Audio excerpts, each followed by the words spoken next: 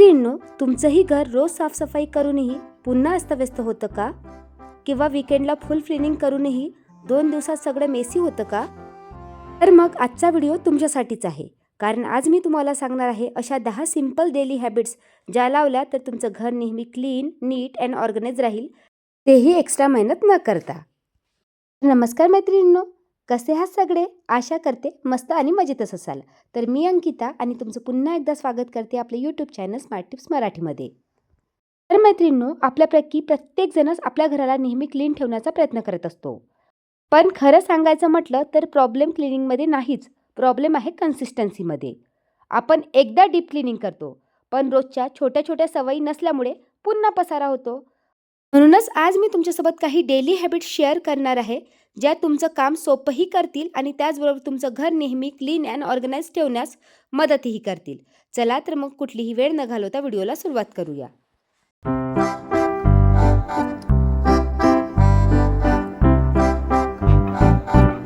तर पहिली आणि सर्वात इम्पॉर्टंट सवय, use and put back rule.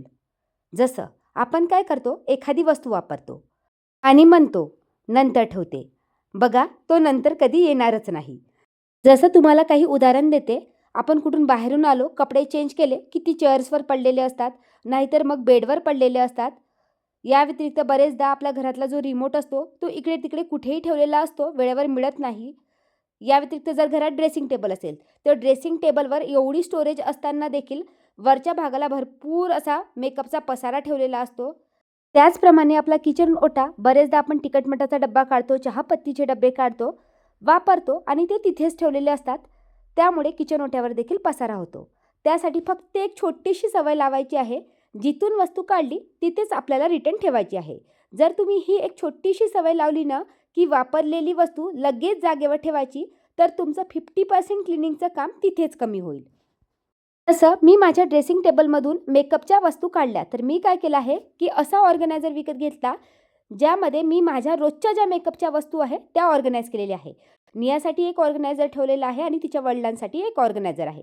मला जेव्हाही ड्रेसिंग टेबलजवळ तयार व्हायचं असतं, जस्ट ते ऑर्गनायझर काढते, वापरलेल्या वस्तू त्या ऑर्गनायझरमध्येच ठेवते आणि काम झालं की ते ऑर्गनायझर लगेच मी ड्रेसिंग टेबलमध्ये ठेवते. जसं तुम्ही आता टीव्हीचा रिमोट बघितला, तो दिवसभर कामी पडतो, त्यामुळे तो सहसा टेबलवर ठेवलेला असतो आणि काम झालं की रात्री तो आपल्या जागेवर जातो. या व्यतिरिक्त बुक्स वाचले की त्याच्यासाठी मी ऑर्गनायझर देखील साईडलाच बनवलेला आहे. काम झालं की ते लगेच बुक त्या ऑर्गनायझरमध्ये उचलून ठेवायचं.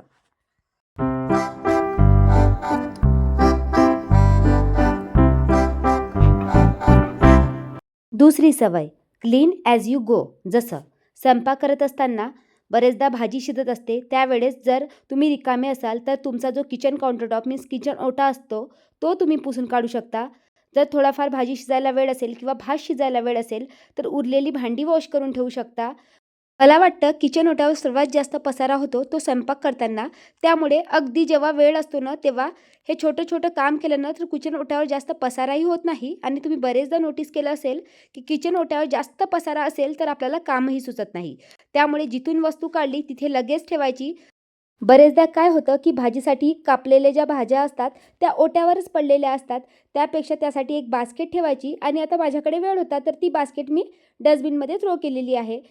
भाजीसाठी, भातासाठी वापरलेलं जे चमचं असतं, ते बरेचदा आपण ओट्यावर ठेवतो किंवा गॅसवर ठेवतो. मग गॅसही तेलकट होतो, नाहीतर मग ओटा तेलकट होतो. तर त्यासाठी तुम्ही एखादी प्लेट ठेवू शकता. आजकाल तर मार्केटमध्ये ऑर्गनायझरही मिळतात. पण जर झिरो कॉस्टमध्ये तुमचं जर काम होत असेल, तर तुम्ही तेही करू शकता. बघा, मी ओट्यावर एवढा स्वयंपाक करते आहे, तरी देखील न लागणाऱ्या वस्तू मी ओट्यावरून क्लीन करून घेतल्या आणि ओट्यावरचं काम झालं की लगेच ओटा वाईप करायचा. तुम्ही वेळोवेळी जर ओटा पुसत राहिला तर ओटा तुम्हाला धुवायचीही गरज पडत नाही. आपण काय करतो की खूप जास्त घाण ओटा होतपर्यंत ओट्यावर काम करत असतो. मग तुम्हाला जास्त मेहनत लावून तो ओटा क्लीन करावा लागतो. जसं सकाळी मी नाश्ता बनवला, त्यानंतर ओटा पुसून घेतला होता. आता माझ्या तुम्ही ओट्याला बघू शकता, सायडिंग दिलेली नसल्यामुळे तो पाण्याने मी वॉश करू शकत नाही. त्यामुळे असा ओल्या कापडानेच मला वॉश करावा लागतो आणि नेहमी मी अशी ओल्या कापडानेच तो पुसत असते. आज मला व्हिडिओची एडिटिंग नव्हती, त्यामुळे लगेच वेळ होता म्हणून भांडी देखील जागच्या जागी लावून ठेवली. पण कधी-कधी असंही होतं, की भांडी बास्केटमध्येच पडलेली असतात. पण जेवढी काही एक्स्ट्रा भांडी असतात ओट्यावर, ती मात्र मी सिंकमध्ये टाकून ठेवते, जेणेकरून त्याचा ओट्यावर पसारा दिसणार नाही. बघा, आता ओटा वाईप केलेला मीन्स पुसलेला असल्यामुळे दिसायलाही छान दिसतो, जरी त्यावर भांडी ठेवलेली असेल तरी. पण आज माझ्याकडे वेळ होता, त्यामुळे लगेच भांडी देखील पुसून लावून घेतली. या व्यतिरिक्त बऱ्याचशा ओट्यावर छोट्या-छोट्या वस्तू देखील ठेवलेल्या होत्या, त्या देखील जागच्या जागी लावून घेतल्या. थोडीफार सिंकमध्ये भांडी पडलेली होती, तर ती देखील लगेच वॉश करून घेतली. ही एक छोटीशी सवय जरी आपल्या प्रत्येक गृहिणीला असली ना, तरी आपलं किचनचं अर्धं काम कमी होतं.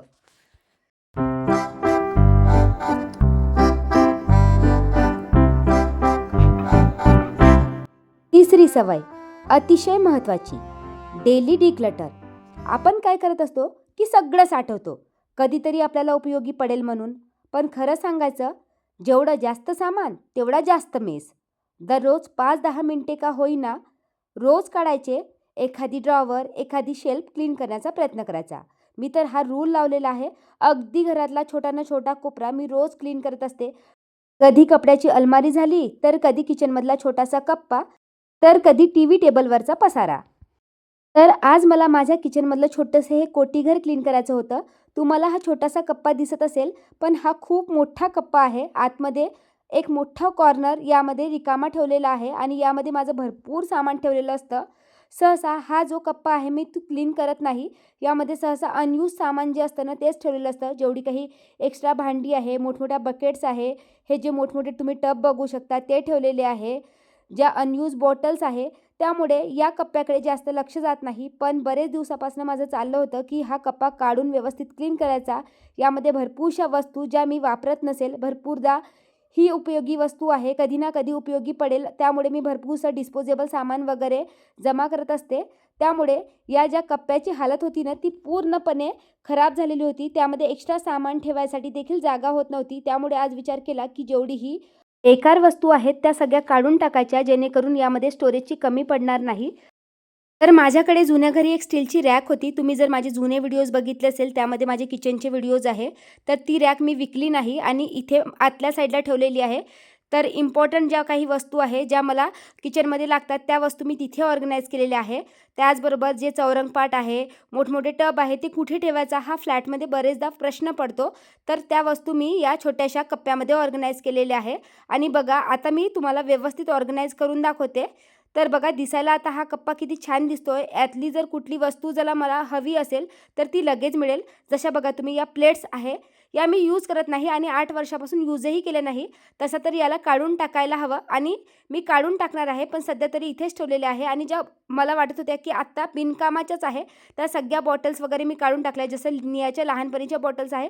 जर त्या आत्ता कोणाला दिल्या, तर त्या यूज होईल आणि जर काही वर्षांनी जर मी काढायचा प्रयत्न केला, तर त्या मलाही कामी येणार नाही, ना इतरांनाही कामी येणार नाही. त्यामुळे यातल्या काही इम्पॉर्टंट बॉटल्स काढल्या, ज्या कोणाला देण्यायोग्य आहे. या व्यतिरिक्त यामध्ये मला 2 प्लांटर्सही मिळाले.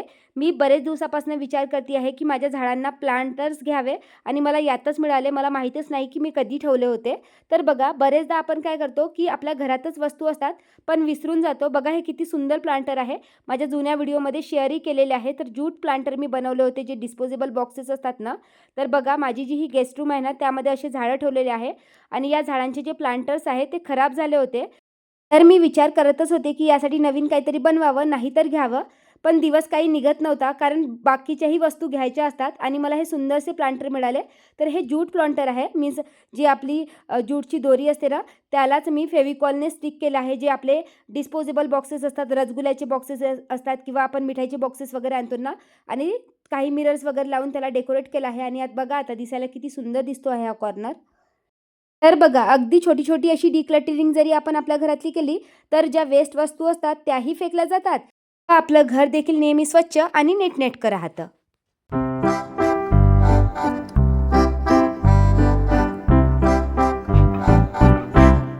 चौथी सवय, नाईट रिसेट रुटीन. जसं बरेचदा रात्रीच्या वेळेस आपल्या लिव्हिंग रूममध्ये पसारा पडलेला असतो, आपल्या ओट्यावर पसारा पडलेला असतो. मग रात्री रोज एक सवय टाकायची, की आपल्याला रात्री ओटा स्वच्छ करूनच झोपायचा आहे. सपोज जर आपला हॉल आहे, त्यामध्ये सोफा ठेवलेला असतो, सोफ्याचे जे कवर असतात ते खराब झालेले असतात, ते व्यवस्थित सेट करून ठेवायचे. आता बघा, घरात लहान मुले असतील तर त्यांच्या खेळण्यांचा पसारा असतो, तर त्या जागच्या जागी ठेवून द्यायच्या, नाही तर त्यांनाच सांगायचं, मी याचा खूप जास्त फायदा होतो. अगदी सकाळी उठल्यानंतर जेव्हा आपलं घर क्लीन अँड ऑर्गनाइज्ड दिसतं ना, तेव्हा मात्र आपली सकाळची सुरुवात खूप छान होते. मन देखील प्रसन्न राहतं. नाहीतर उठल्या-उठल्या मग मूड आपला चिडचिडा होतो आणि दिवसाची सुरुवातच खराब होते. त्यामुळे ही अगदी छोटीशी सवय आहे, जी मला वाटते की प्रत्येक गृहिणीनेच लावायला हवी. 5वी सवय 2 मिनिट रूल. ज्या गोष्टी 2 मिनिटात होतात, जसं बेड अरेंज करणं, कपडे फोल्ड करणं, सिंक साफ करणं, त्या लगेच करायच्या. कारण या छोट्या-छोट्या गोष्टीच आपल्या घरात खूप मोठा मेस क्रिएट करतात. त्यामुळे आजपासूनच, नंतर नाही, आत्ताच करा.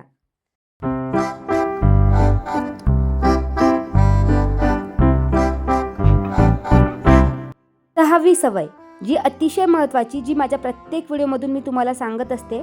Everything has a place. म्हणजे प्रत्येक वस्तूची एक फिक्स जागा डिसाईड करा. जर प्रत्येक वस्तूची एक फिक्स जागा असली तर घर मेंटेन करणं खूप इझी होतं. मग ही वस्तू कुठे ठेवायची हे कन्फ्युजनच राहत नाही आणि घर आपलं आपोआप ऑर्गनाइज दिसतं. त्यामुळे प्रत्येक वस्तूला एक जागा डिसाईड करणं खूप गरजेचं आहे. त्यानंतर 7वी सवय, डेली सरफेस क्लिनिंग. जसं आपल्या घरातले टेबल झाले, किचन काउंटरटॉप, सोफा, हा रोज क्विक वाईप करा. जर तुम्ही याला 2 मिनिटे देऊन जरी क्लीन केलं तर डस्ट आणि डर्ट साचायला वेळच मिळणार नाही आणि घर नेहमी फ्रेश दिसेल.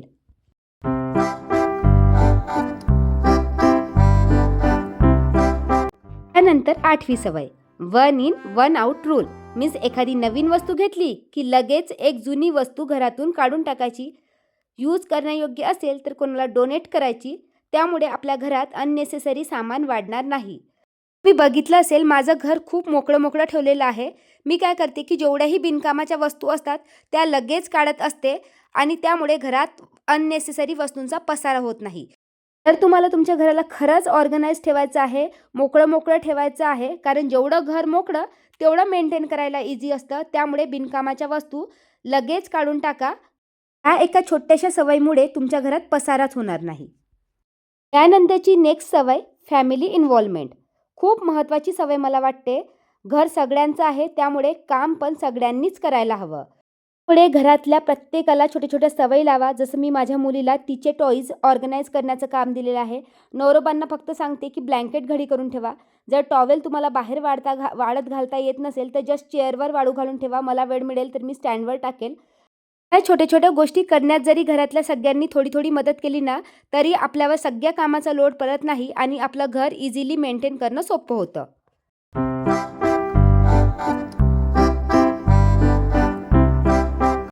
ही शेवटची सवय, जी मला तरी वाटते की प्रत्येक गृहिणीनेच लावायला हवी, जी म्हणजे मीपणा सोडा. प्रत्येक काम मीच करेल हे सोडा.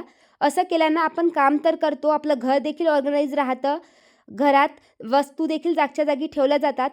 पण आपली मात्र चिडचिड होते, कारण या सगळ्यामध्ये आपण स्वतःला वेळ देऊ शकत नाही. त्यामुळे स्वतःचं एक रुटीन सेट करा. स्वतःसाठी दिवसातला 1 घंटा मी टाईम म्हणून ठेवा.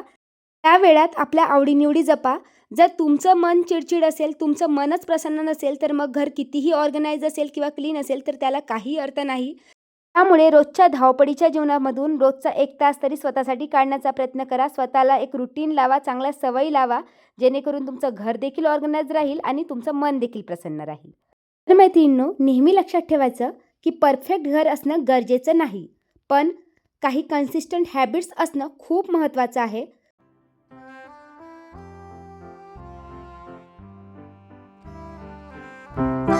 जर तुम्ही रोज थोडं केलं तर तुमचं घर नेहमी क्लीन अँड पीसफुलही राहील आणि तुमचं मनही आनंदी राहील.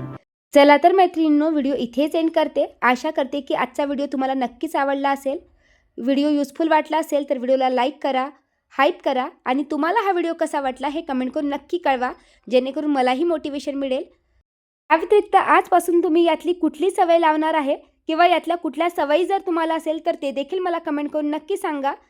आणि तुम्ही माझ्या चॅनलवर नवीन असाल आणि तुम्हाला अशी युजफुल व्हिडिओज पाहायला आवडत असेल तर चॅनल देखील सबस्क्राईब करा. चला तर भेटूया अशाच एका नवीन व्हिडिओमध्ये. तोपर्यंत बाय बाय.